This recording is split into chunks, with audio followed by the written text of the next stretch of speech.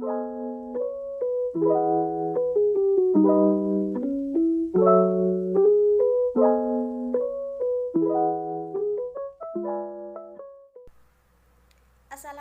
warahmatullahi wabarakatuh. Perkenalkan, nama saya Zulfatul Faiko, NPM 719212905. Di sini saya akan menjelaskan bagaimana tentang manajemen koperasi dan UMKM. Pada pertemuan yang kedua kali ini, saya akan menjelaskan bagaimana sistem ekonomi koperasi di Indonesia. Baik, langsung saja. Indonesia termasuk negara yang menggunakan sistem ekonomi campuran yang dikenal dengan sistem demokrasi ekonomi.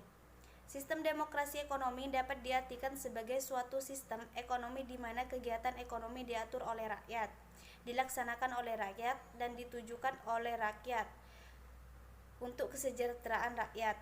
Di dalam sistem demokrasi ekonomi ini, segala produksi yang menguasai hajat hidup orang banyak dikuasai oleh negara, sedangkan produksi yang lainnya diserahkan pada pasar. Terhadap produksi yang lain, ini pemerintah hanya berperan sebagai pengawas pasar saja. Sistem demokrasi Indonesia merupakan penjabaran dari pasal 33 Undang-Undang Dasar 1945. Secara jelas menyebutkan bahwa pengelolaan kegiatan ekonomi harus dilaksanakan secara kekeluargaan. Bentuk badan ekonomi yang paling cocok dengan sistem demokrasi ekonomi ini adalah koperasi. Secara implisit, dalam penjelasan pasal 33 Undang-Undang Dasar 1945, Bung Hatta telah memasukkan koperasi sebagai bentuk badan ekonomi yang harus diselenggarakan dalam perekonomian nasional. Oleh karena itu, koperasi harus menjadi soko guru perekonomian nasional. Sebelum memasukkan bentuk ekonomi koperasi dalam pasal 33 Undang-Undang Dasar 1945, sebenarnya Bung Hatta bersama 3 tokoh ekonomi Indonesia pada saat itu telah mempelajari perekonomian di beberapa negara Eropa. Hasil dari belajar itu, setelah disesuaikan dengan kondisi bangsa Indonesia, lahirlah suatu bentuk ekonomi koperasi. Oleh karena itu, bentuk ekonomi koperasi dimasukkan dalam Undang-Undang Dasar 1945, khususnya pasal 33. Dengan dimasukkannya bentuk ekonomi koperasi dalam Undang-Undang Dasar 1945 ini, diharapkan penyelenggaraan perekonomian nasional Indonesia berbasis pada ekonomi dan koperasi.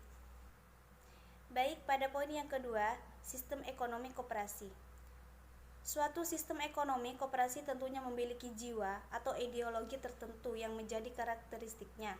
Untuk memahami karakteristik koperasi Indonesia, kita harus tahu konsep dasar koperasi di Indonesia, khususnya yang menyangkut pengertian dan nilai-nilai dasar, serta prinsip-prinsip koperasi. Hal ini dijelaskan di pertemuan pertama kuliah. Baik, selanjutnya koperasi dalam trilogi pembangunan. Trilogi pembangunan yaitu menciptakan pemerataan pembangunan dan hasil-hasilnya, pertumbuhan ekonomi yang cukup tinggi, serta stabilitas nasional yang dinamis dan strategis yang kemudian juga dijadikan sebagai misi yang melekat pada masing-masing perilaku ekonomi, baik negara, swasta maupun koperasi di dalam sistem ekonomi nasional yang kita bangun. Baik, selanjutnya di sini saya akan membahas koperasi dalam trilogi pembangunan. Trilogi pembangunan yaitu menciptakan pemerataan pembangunan dan hasil-hasilnya, pertumbuhan ekonomi yang cukup tinggi, serta stabilitas nasional yang dinamis dan strategis yang kemudian juga dijadikan sebagai misi yang melekat pada masing-masing perilaku ekonomi, baik negara, swasta maupun koperasi di dalam sistem ekonomi nasional yang kita bangun. Baik, poin selanjutnya ada keunggulan kooperatif pelaku ekonomi. Dapat disimpulkan bahwa keunggulan pelaku ekonomi BUMN lebih berfokus dalam bidang stabilitas, sedangkan BUMS lebih diarahkan untuk mencapai pertumbuhan ekonomi. Badan usaha koperasi ditinjau dari aspek prinsip-prinsip organisasinya, lebih menitik beratkan pada asas pemerataan. Seiring dengan perubahan ruang, waktu dan nilai dalam perjalanannya, koperasi juga berperan dalam pencapaian pertumbuhan dan stabilitas ekonomi nasional. Baik, selanjutnya ada syarat pendirian koperasi. Pasal 12 Permen Koperasi dan UKM nomor 9 tahun 2018 tentang penyelenggaraan dan pembinaan perkoperasian telah mengatur mengenai persyaratan pendirian koperasi di Indonesia.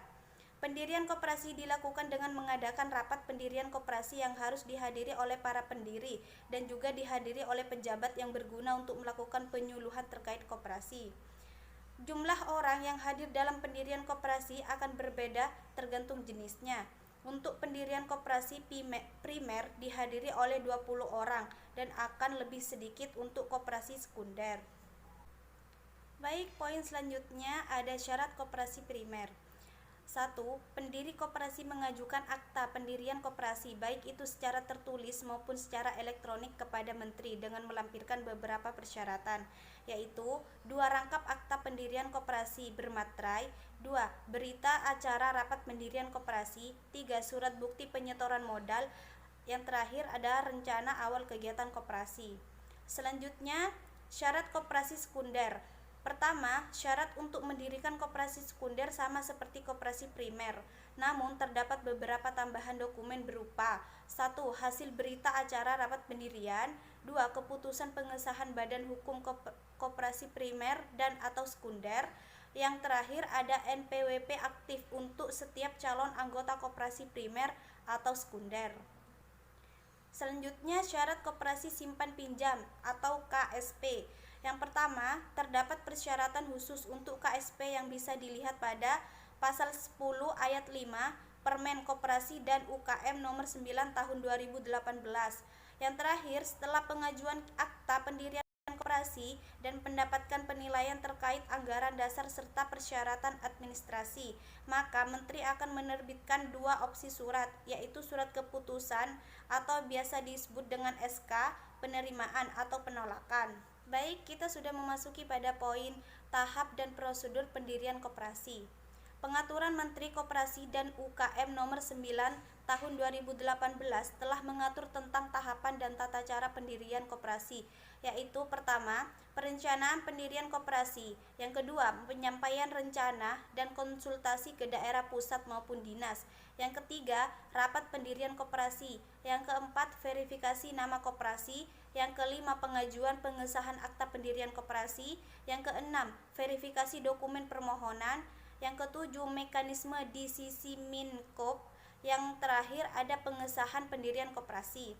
Selanjutnya, pada awal modal pendirian koperasi.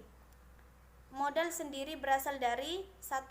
Simpanan pokok, 2. Simpanan wajib, 3. Dana cadangan, yang terakhir ada hibah. Sedangkan modal pinjaman berasal dari anggota, calon anggota, koperasi lain atau anggotanya, bank atau lembaga keuangan lainnya, penerbitan obligasi, atau surat utang lainnya dengan sumber yang sah. Baik, mungkin itu saja yang dapat saya sampaikan. Mohon maaf jika ada kekurangan. Wassalamualaikum warahmatullahi wabarakatuh.